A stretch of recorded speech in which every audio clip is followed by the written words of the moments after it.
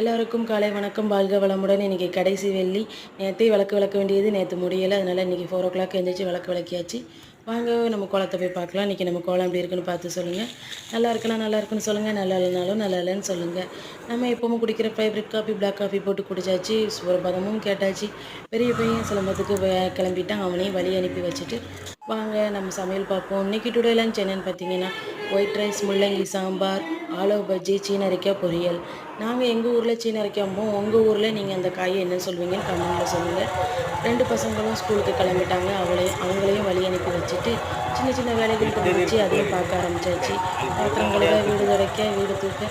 வெள்ளிக்கிழமை வீடு துடைக்கக்கூடாதும்பாங்க. ஆனால் நேற்று சுத்தமாக எனக்கு டைம் இல்லை. அதனால் இன்றைக்கி இந்த வேலைகளை பார்க்க ஆரம்பிச்சிட்டேன். அப்புறம் கொஞ்சம் நேற்று துவைச்ச துணியெல்லாம் கொஞ்சம் கொஞ்சம் கிடந்துச்சு, அதையும் மடித்து வச்சாச்சு.